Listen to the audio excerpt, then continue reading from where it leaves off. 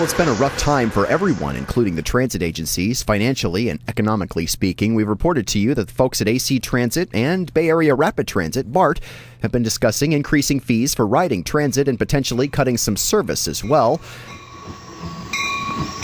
Well, this week, it was CalTrain's turn.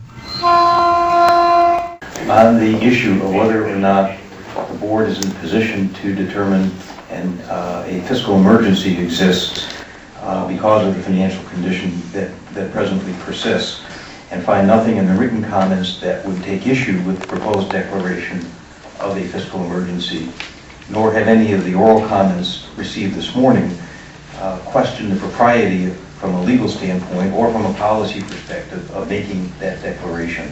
But will CalTrain fares increase? Will service decrease? And when? Will weekend service be eliminated? What about service to Gilroy? Many varying opinions were proffered by many in attendance in San Carlos at the Joint Powers Board meeting on Thursday.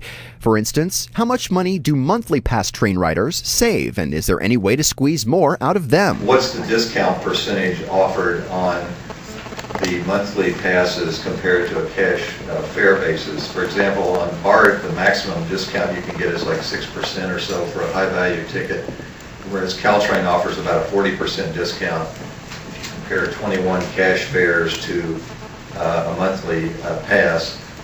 And of course, the discount could be even higher than that if you choose to ride on the weekends. This man mentioned Governor Arnold Schwarzenegger and his seeming penchant for funding road and bridge-style infrastructure, but wondered where the corresponding love for transit agencies is. Transit, schools, healthcare, childcare, they're all being screwed by our honorable governor. He's trying to kind of re-examine some priorities here. Tell the state legislature, governor, stop robbing the transit agencies and start, get your priorities straight. Lisa Reinheimer is executive director of the Council of San Benito County Governments and spoke on the subject of potential service cuts south to Gilroy. CalTrain service to Gilroy is really important to San Benito County residents for mobility option reasons, as well as reducing congestion on area highways. Our transit service, our local transit service, connects to each of the Gilroy CalTrain runs, 3 in the morning and 3 in the afternoon. Our ridership has actually increased over the last year by about 14%. Brody Hamilton's the head of parking and transit at Stanford University, a major buyer of something called the CalTrain Go Pass. The recent survey instead shows 72% of Stanford employees who regularly commute on CalTrain travel only to or one zone.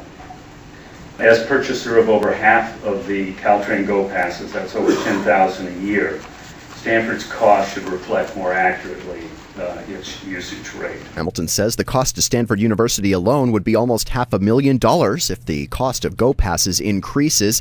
As for the vote, we'll need a roll call vote, please. Director Church? Aye. Director Cisneros? Aye.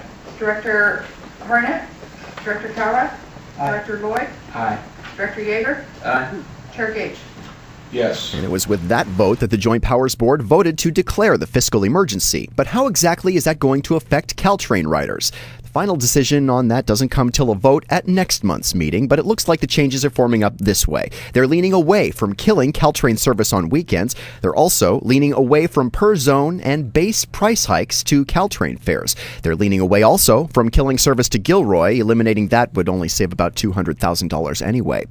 The cuts they're leaning toward include reducing service in middays, Monday through Friday, to only 1 train per hour instead of 2 trains per hour.